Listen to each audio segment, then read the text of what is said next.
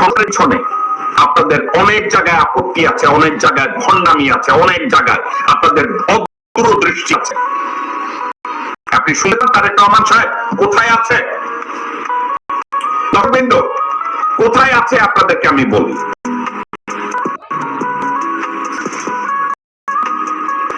সংস্কার কর্মসূচির মধ্যে একটা জায়গায় ছিল একজন ব্যক্তি সর্বাধিক 2 বারের বেশি প্রধানমন্ত্রী হতে পারবেন না।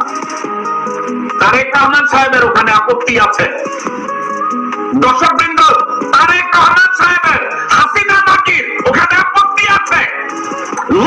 পরিবারতান্ত্রিক রাজনীতিকে মুদ্রাটাই আমি ওই পরিবারতান্ত্রিক রাজনীতির উপরে। তারেক রহমান মেনে নেন নাই, মির্জা ফখরুল বলেছে আমরা ওটা মানি না। বুঝেছেন? আপনারা সংস্কার চাইবেন কেন?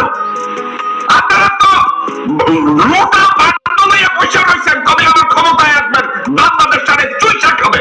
আপনারা ওই দলের লোকটা। শুধু তাই না,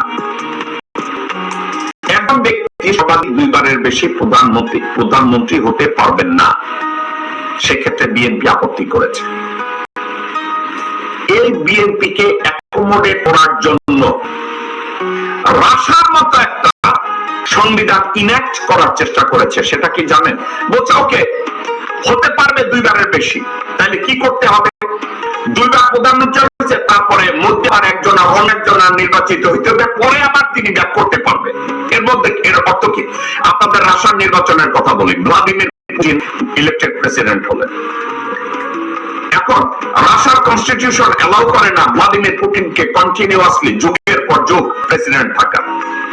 তখন ওই কনস্টিটিউশনের ভিতরে একটা ফর্মুলা তৈরি করলেন। পুতিন প্রেসিডেন্ট থেকে রিজাইন করে প্রধানমন্ত্রী হলেন এবং মেদভেদেভকে,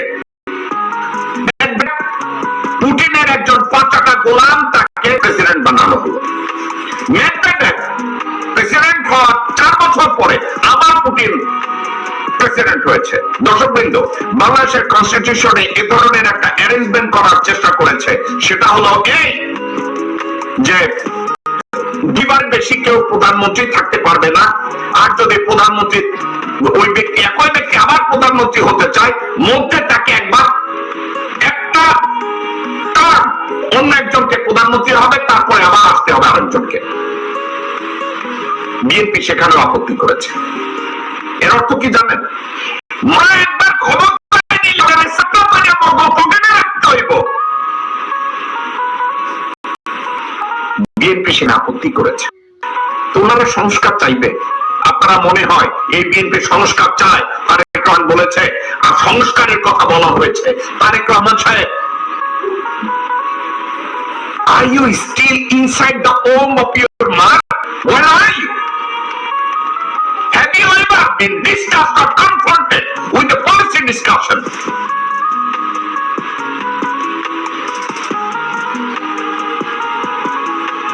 আপনি এগুলো কবে শুনেছেন? আপনাকে কেউ কখনো বলেছে এ নিয়ে আলাপ আলোচনা করেছে?